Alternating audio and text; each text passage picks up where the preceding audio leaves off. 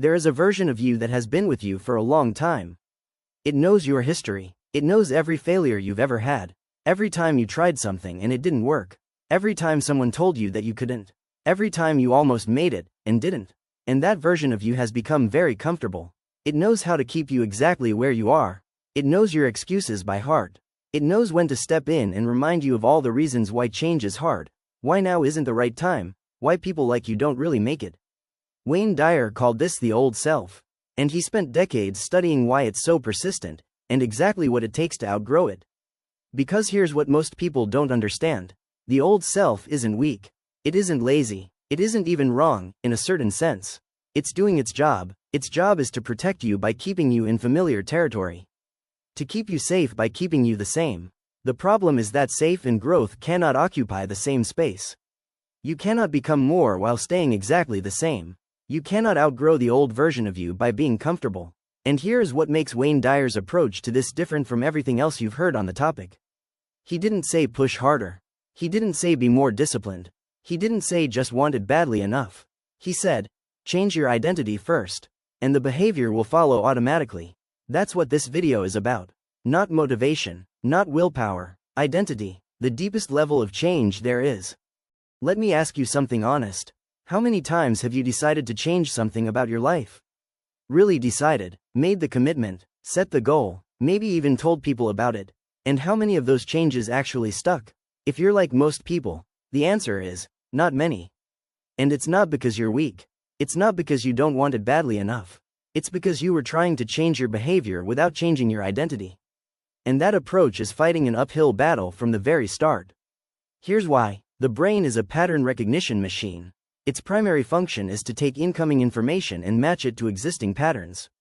This is enormously efficient. It allows you to drive a car without consciously thinking about every movement, to have conversations without mentally conjugating every verb. But it also means the brain has a very strong gravitational pull toward what it already knows.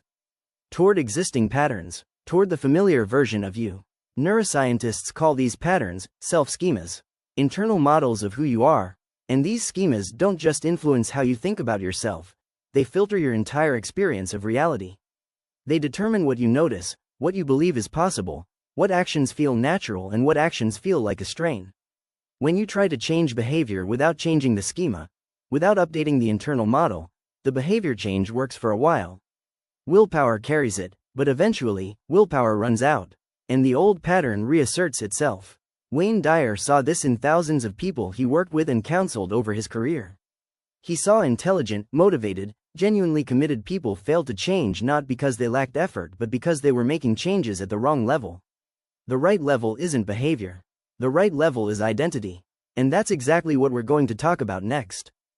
Wayne Dyer made a distinction that sounds simple but is profoundly important. He separated what you do from who you are, and he said that most people have these backwards. Most people think, if I do the right things consistently enough, eventually I will become the kind of person who does those things naturally. Do first, become second. Dyer reversed this. He said, decide who you are becoming first. Then act from that identity. Be first, do second. The difference is enormous. Think about two people who want to become fit and healthy. The first person thinks, I need to exercise more, eat better, be more disciplined. Every workout is an act of willpower. Something they're forcing themselves to do. Every healthy meal is a sacrifice. Every temptation is a battle between what they want to do and what they're supposed to do. The old self is fighting back constantly. The second person has made a different decision. Not about behavior, about identity. They've decided, I am a healthy person. That's who I am, and from that identity, the choices become different.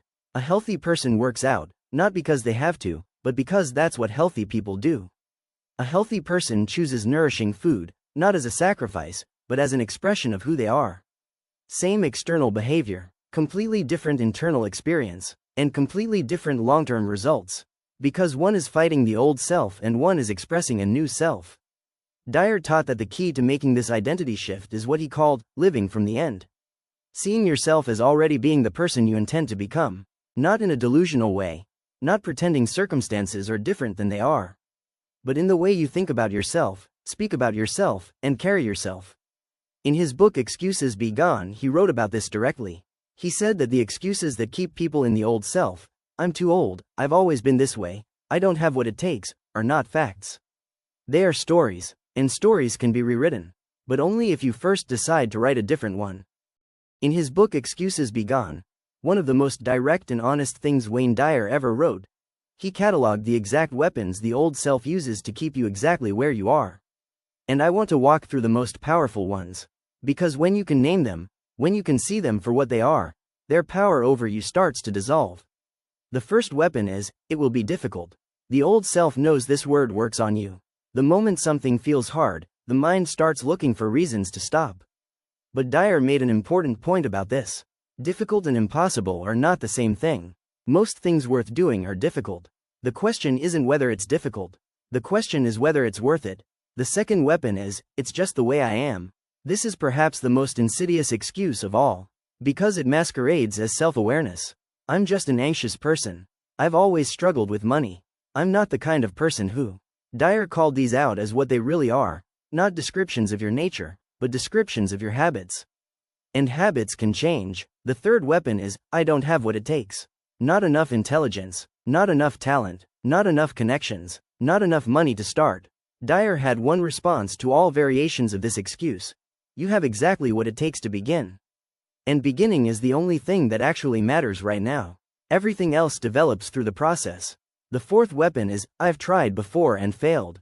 This one hurts because it's true. You probably have tried and failed. But failure is not evidence that you can't. It's information about what approach didn't work. Dyer was clear. Every person who has ever achieved anything significant has a history of failure. That history is not a warning. It's a qualification. These are the old self's weapons. Recognize them, name them when they arise, and then, do what we're going to talk about next. Let me give you some examples that Wayne Dyer loved to reference. Because sometimes the most powerful thing is to see what outgrowing the old self actually looks like in a real life. Consider Colonel Sanders. Harlan Sanders spent most of his life as what he probably considered a failure. He had tried and failed at dozens of ventures: farming, streetcar conducting, a law practice, a ferry service. By the time he was 65 years old, he had almost nothing. He had a Social Security check for $105. He had a recipe for fried chicken. He could have, and most people in his situation would have, accepted the old story. The old self would say, it's too late. I've failed too many times. This is just who I am. A person who doesn't make it. Instead, at 65 years old, he drove around the country sleeping in his car, pitching his chicken recipe to restaurants.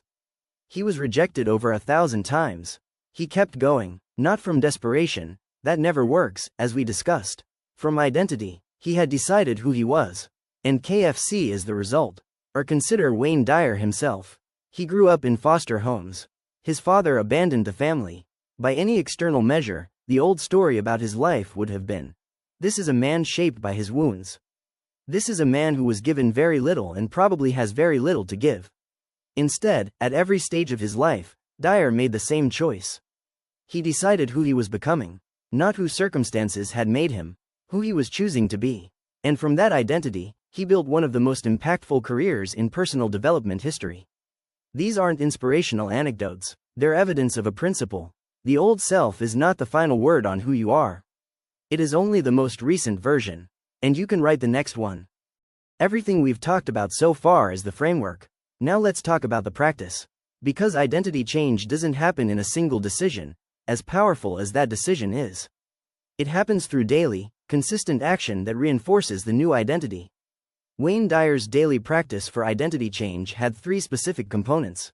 The first is the morning question. Every morning, before the day starts, before the mind gets busy with the to-do list, ask this one question. Who am I choosing to be today? Not what do I want to accomplish?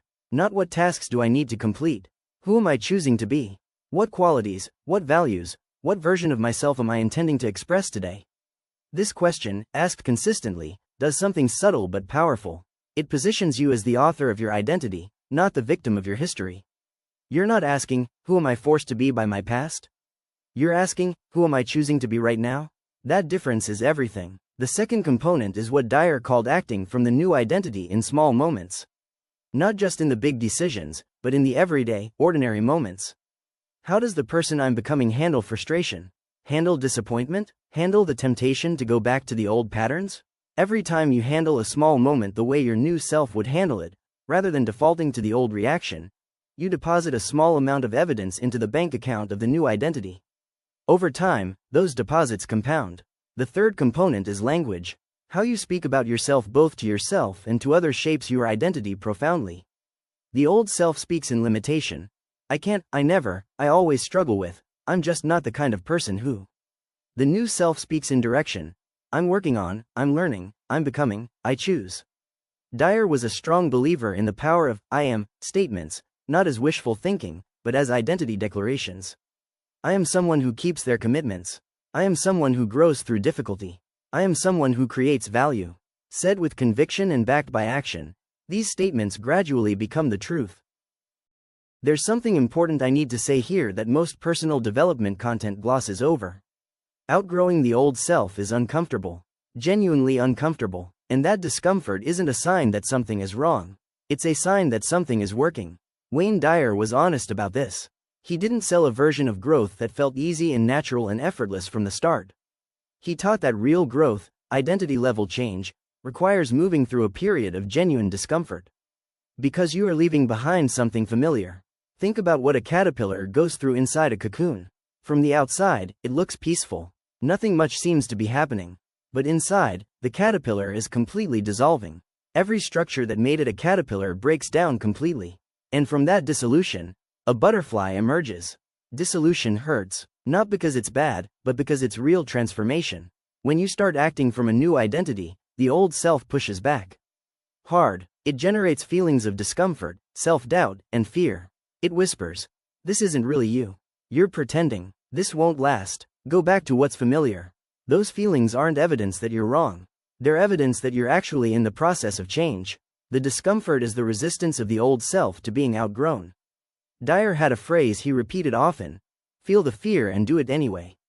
Not by suppressing the fear, not by pretending it isn't there, but by feeling it fully, and choosing to act from the new identity regardless. Every time you do this, every time you feel the pull of the old self and choose the new one anyway, the old self gets a little weaker. The new self gets a little stronger. And over time, the balance shifts. What once felt like a constant struggle begins to feel natural. The new identity becomes the default. The old self becomes the voice that's fading. This is how you outgrow who you used to be. Before we get to the takeaway, I want to quickly cover the most common mistakes people make when trying to outgrow the old self. Because awareness of these mistakes can save you a lot of time and frustration. Mistake number 1. Trying to change everything at once. The old self is resilient. If you try to simultaneously change your career, your health habits, your relationships, your morning routine, and your mindset, you will overwhelm your system and retreat to the familiar. Dyer's approach was focused. Pick one dimension of your identity to work on at a time. Go deep before you go wide. Mistake number 2. Measuring success by how you feel rather than by what you do. In the early stages of identity change, you will often not feel like the new version of you. You'll feel uncertain, uncomfortable, like you're pretending. This is normal. Don't measure the process by feelings, measure it by actions. Did I act from the new identity today, even when it felt uncomfortable? That's success. Mistake number 3. Needing external validation to confirm the new identity. This is the approval addiction Dyer wrote about so extensively. Waiting for someone else to recognize the change, to confirm the new you, to give you permission to be different. The new identity doesn't need external validation. It only needs your consistent expression of it. Mistake number 4. Giving up after a setback. The old patterns will resurface. There will be days when you react from the old self, when the fear, the limitation, the old story comes back in full force. This is not failure. This is part of the process. Dyer's response to setbacks was simple. Notice, choose again, and keep going. I want to close with something Wayne Dyer returned to again and again throughout his career. Because it's not just practical, it's true, and it's one of the most liberating things a person can hear. You are not your history. Everything that has happened to you, every failure, every wound, every limitation, every story that was written about you or by you before today, none of it determines what happens next. None of it has to be the final chapter. Dyer grew up without a father. He grew up moving from foster home to foster home. By any external measure, the odds were against him. And he didn't deny that. He didn't pretend those things hadn't happened. But he made a decision. at some point in his life, that those things were his starting point, not his ending point. His history, not his destiny. He often said, when you look at what has happened in your life, you see the past. When you look at what is possible in your life, you see the future. Most people spend their entire lives looking backward and calling it realistic. Dyer chose to look forward and call it true. The old self is built from the past, from accumulated experience, accumulated stories, accumulated limitations. And there is wisdom in that accumulated experience. But there is also tremendous weight. And at some point, the weight of who you were becomes a greater obstacle than any external challenge you face. Outgrowing the old self isn't about rejecting your history. It's about refusing to be imprisoned by it. It's about saying, I honor what I've been through. I've learned from it, and now I'm choosing what comes next. That choice, made daily, in the small moments and the large ones, is what transforms a person.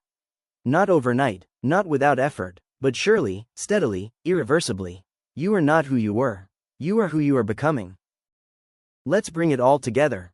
Wayne Dyer's teaching on outgrowing the old self comes down to this. Change doesn't start with behavior. It starts with identity. Who are you choosing to be? Not who have you been. Not who does your history suggest you are. Who are you choosing to be, starting right now, today?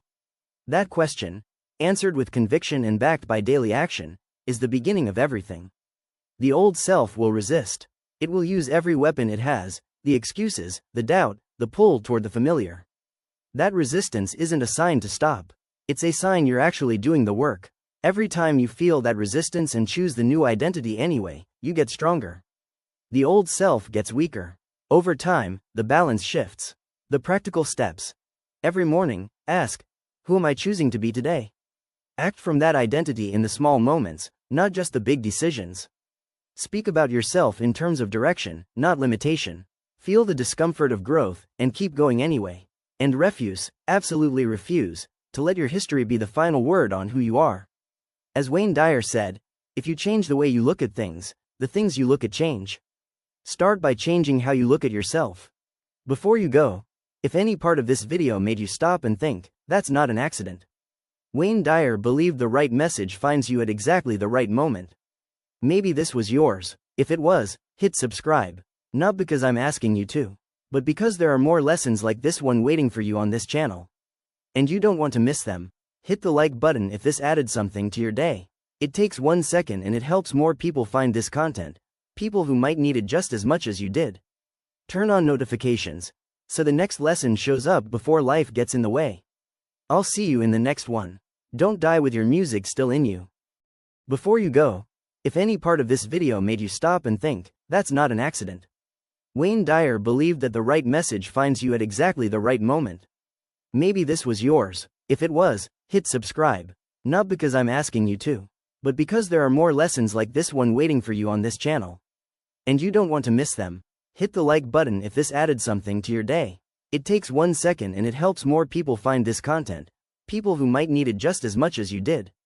And turn on notifications, so the next lesson shows up before life gets in the way. I'll see you in the next one. Don't die with your music still in you.